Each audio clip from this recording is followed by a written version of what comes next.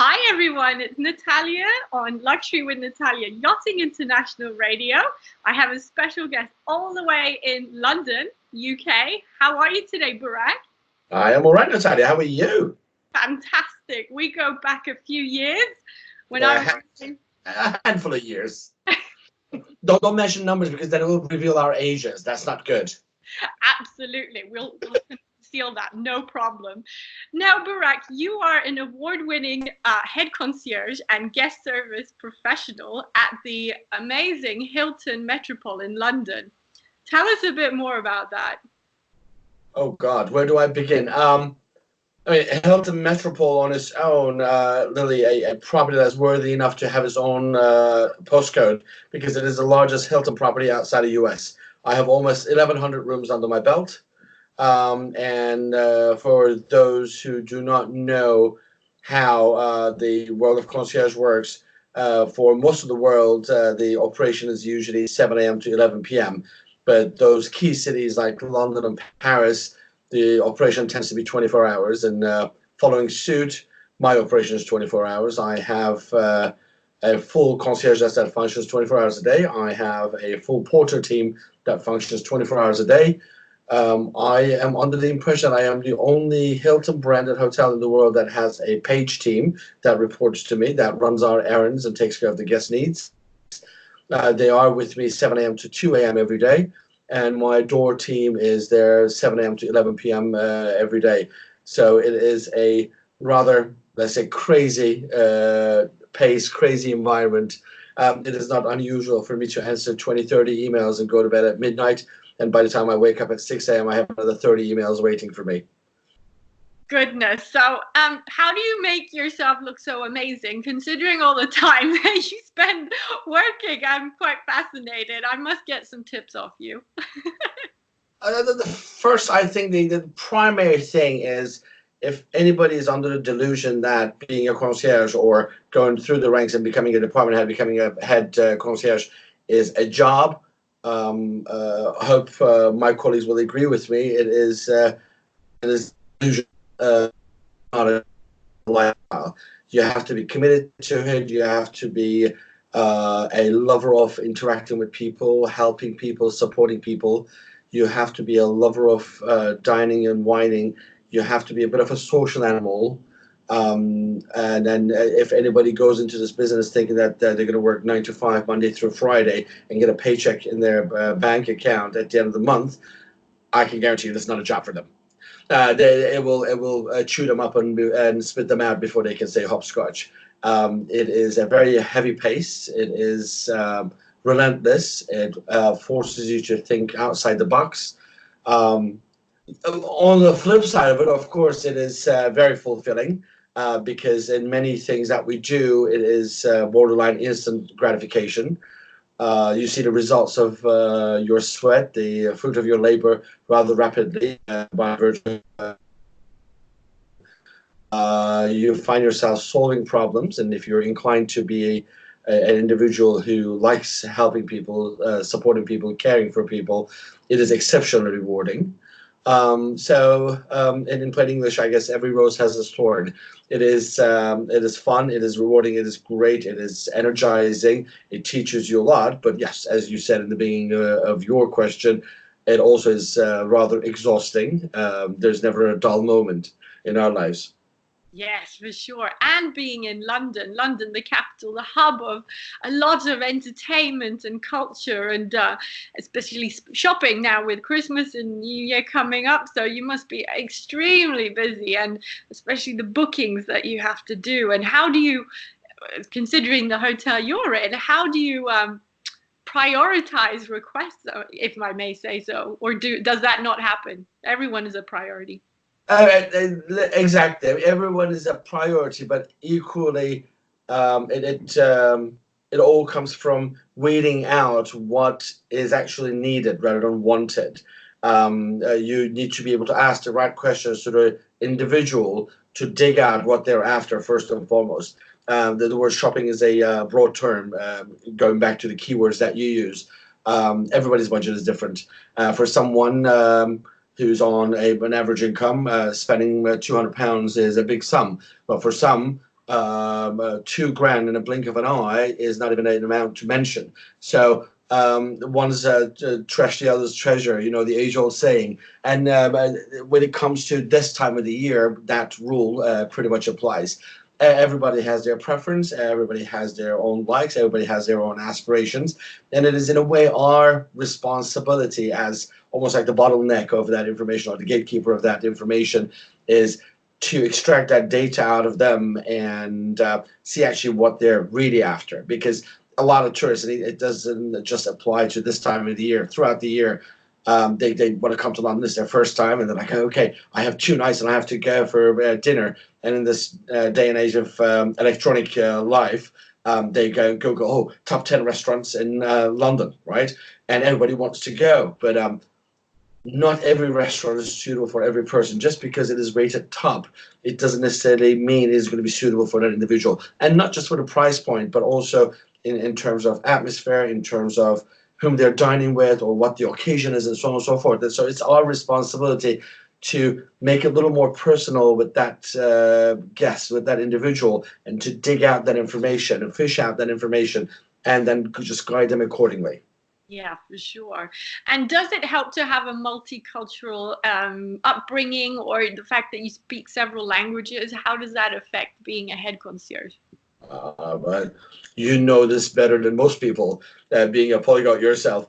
Of course it does. Of course it does. I mean, you know, again, using the fixed lines that is used over the ages, the one who reads the most or the one who sees the most.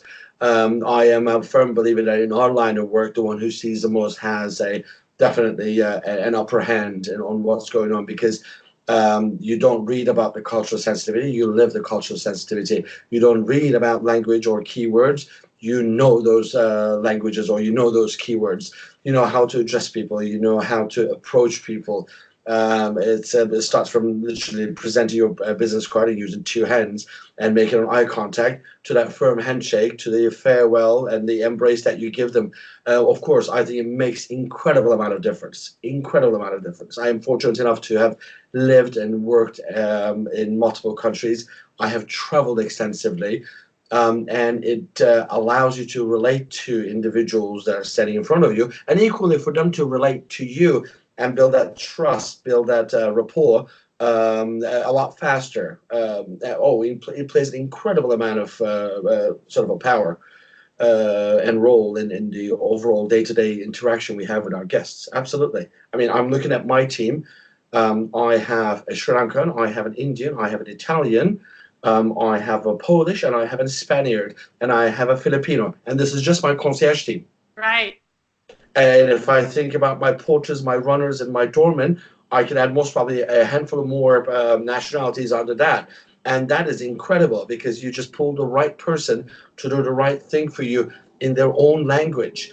So it doesn't matter how well they might speak English per se. A lot of people like you and I, where we are, well, we can comfortably say we're polyglots, or we're bilingual and so on and so forth, have that full command of the language and have the understanding of the cultural references, and being able to pull that person into the operation and make them be the point person, translate things for you, and deliver it accordingly with the cultural sensitivity is priceless. I agree, and that's exactly how I've experienced it as well. Speaking 6 languages has always been such an asset for me, and for the clients to feel at ease when they speak with me, or that they don't feel comfortable in a certain environment. So for sure, I agree with that. And something that you mentioned on your LinkedIn profile, which I thought was quite interesting, was the human element in any business. That's what makes the difference. And it's all about those relationships, right? Absolutely, absolutely. I mean, no disrespect to any of my colleagues, but I think in many respects, it's 4 walls, a bed, a TV, and so on and so forth. Of course, some of them will have 320 thread count sheets. Some of them will give you a sort of a free Wi-Fi. But the bottom line is, even different price points. A hotel is a hotel is a hotel. What sets the tone, what makes the difference is that human element, the way you interact with the guest, the amount of time you invest to the guest, and to the overall operation. It is very common for any of my colleagues or any guests to see me at least about an hour a day sitting in the lobby having coffee or tea with the guests. Because right now, time is a luxury. Mm-hmm. The data, the information is accessible by everybody.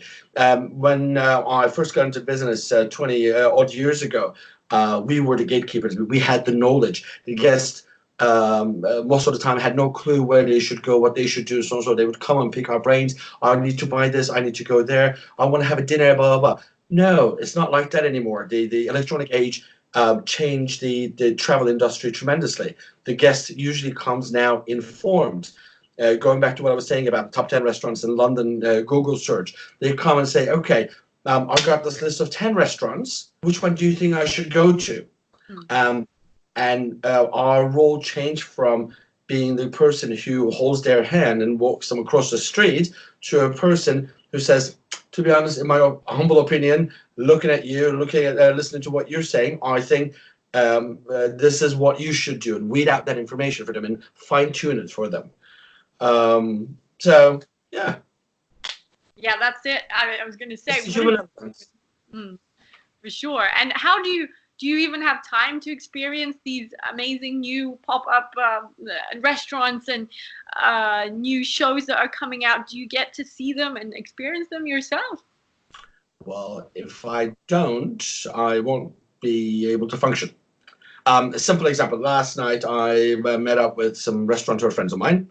And they were just about to celebrate the first year anniversary of their restaurant, and we just got together around the table and had dinner. And one of them, I think around 10:30, 11 o'clock, just before we split up, said, "Burak, you kind of look tired. Are you okay?" And I said, "Well, tonight is my 12th night in a row that I've been out." Wow. Every night, and especially gearing up to the holidays, of course, it becomes even more intense. Every night there's some sort of a restaurant opening, some sort of a function, some sort of a reception, some sort of a cocktail, some sort of a showcase of something. It just doesn't stop. And to be perfectly honest, if I were to choose to be out every night, I can be out every night of the month. Mm-hmm.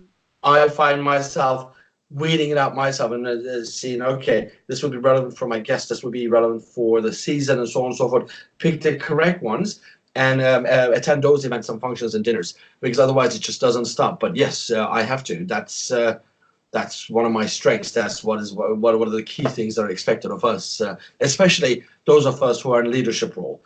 Line staff tend to get less invitations and sort of involvement at our level. But as the department head, as the key person within the operation, that is in a way our responsibility. I'm sure most of my colleagues will agree, where we are expected to go, experience, and then relay that information to the team. And if we can get away with it, take one of the team members with us to that specific event or dinner as our +1, so they can actually see things firsthand rather than just relying on my observation of it. Amazing. Wow. Yeah. So it never stops. It's a very high profile and very high speed job. Not job, it's a lifestyle. It's a life. Indeed. And of course, it is a little more for us, those of us who work in destination cities, key destination cities like London's and New York's and Paris and so on and so on, because these are cities where both for corporate reasons as well as for leisure reasons get a lot of attention. I mean, it is very common for us here in London share guests with those our colleagues based in Paris or New York. We share information on this person's coming up, just FYI, she just had surgery, or I think he's a first-time guest with you. He loves his Financial Times in the morning, sort of little tips, just to create that smooth, seamless transition from one hotel to another. And again, human touch, just adding that little extra thing to make them feel a little extra special, that sense of recognition or acknowledgement when they arrive in their destination. There are a lot of ours who work in more sort of a, let's say, second tier, and I don't mean in a sort of a demeaning sort of way, cities around the world. Even they are incredibly busy because more than most very well know somebody who has traveled as much as you have. Concierge tends to function as the face of the operation. We're the greeters, we're the problem solvers, we're the lovers, we're the huggers, we're the confidants, we're the personal assistants. We do all the dirty work and every nice thing in between.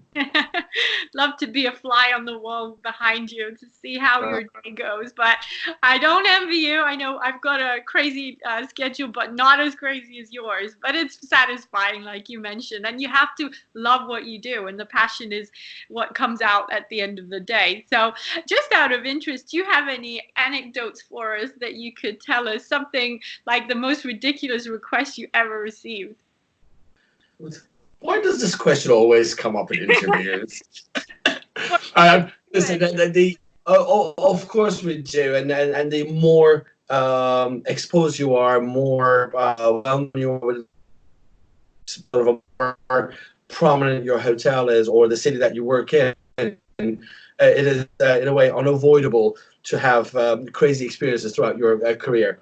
I mean, talking about me and something that I went through back in my days in New York, and those of your audience who do not know who I am, I'm fortunate enough to actually start my career in New York, and then relocated to London about a decade and a half ago. Of course, New York in its own way is a complete beast. I mean, we think London is bad. New York is about 1,000,000 times worse because it's a crazy pace over there. Once a guest asked me to get into his private jet to fly from New York to Louisiana to buy a barbecue sauce that he was obsessed about, and then fly it in the same jet, fly it from Louisiana to his house in the Caribbean, give the instructions to the staff, and with the same jet, same afternoon, fly back from the Caribbean back to New York in the same day. And then makes you go like, okay, you know what? It is just too crazy to even make it up. You know, it just makes you go like, did I just do that? Did I just go, yes, I did. Okay, yeah, fantastic. But another day in the life of, as I always say, because in our line of work, a lot of the things that we do when it comes to transportation booking and transfers and restaurant bookings and so on, so it feels repetitive. But in a way, it is not, because every single time you do it, I might call the same restaurant 10 times, but as it is for 10 different people, it feels different. I might describe the journey back from Heathrow to the hotel 10 times in one day. But as I'm describing to 10 different individuals, maybe sometimes in multiple languages, it feels different. So it just always keeps you sharp. And I love that about what we do as a profession, as an entity. Yeah. That's the most exciting part for me. So yes, like all my colleagues, of course, I have crazy stories and quite a few, to be perfectly honest, that I cannot even talk about because I have lifetime non-disclosure agreements hanging over my head. Hence, talking about things in a sort of a third-party way, no names mentioned. Never, never, never. Absolutely. Now, well, thanks for that one. That was quite cool. Wow. So there is that luxury still. And coming on to the term luxury, of course, I suppose I know the answer to your definition of luxury, but give me a shot. What is it? I said it earlier on. Time. Time, time, and time. Because a luxury for somebody, just talking figures, somebody who lives off £30,000 a year, their definition of luxury is different than somebody who earns 30,000 per minute. But one thing that both parties would agree is time, because weather and time are two things that we still, us humans, have managed to master. And being able to invest time in your guests, giving that attention that they need and they deserve, that they want, I think that's the ultimate luxury. Absolutely. Hence me, as I said earlier on, hence me spending an average an hour a day, every day, sitting in the lobby and having coffee and tea with the guests, because they want that interaction, they need that interaction. That's what creates that sense of loyalty to your professional. Yeah, so long gone are the days where in the 19th to 20th century they were defining a concierge, and I found this, I thought it was cool, the concierge, which means the count of candles, who was responsible for the lighting and cleanliness of the medieval palaces. So thank God we've moved away from that. Well, even after that came, as you know, the concierge concept in Paris, where is the sort of a landlady who sort of clean up the public areas and residential buildings. I mean, our current profession evolved from the good old 18th century, early 19th century, the hotel porters and as it started as a portiere and it evolved from there on.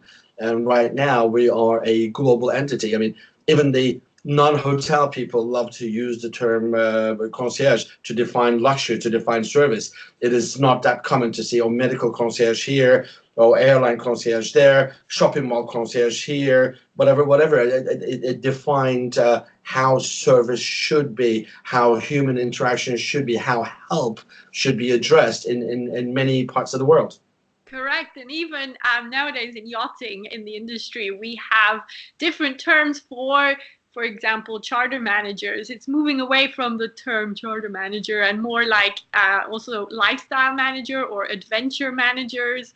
So it's going with the times. We are changing the definitions because they're so much more accessible to our clients and they're more au fait, whereas you yourself or other people who deal with the experiential side are more comfortable in giving their honest opinion and giving options that they personally have experienced to showcase. So you're very much ambassadors in that lifestyle and element. So that's fascinating. And I completely relate to that. And I can't wait to come to London again to see you and to see you in action. It's been too long. It's been too long. Our paths have crossed multiple times in the past couple of years, but we need to make the time to actually see each other face to face. Exactly. Well, you know me, so next time I come, you'll know what I'll have on the coffee table. Fantastic. Cannot wait. Thank you so much. I really appreciate your time, considering that time is a luxury and that your schedule is absolutely up to the roof at the moment. So once again, thank you, Burak. With pleasure, Natalia. With pleasure. Thank you again. Wonderful, everyone. Thanks for tuning in here on Luxury with Natalia, Yachting International Radio. Keep up to speed with new episodes coming soon and have a great weekend. Bye.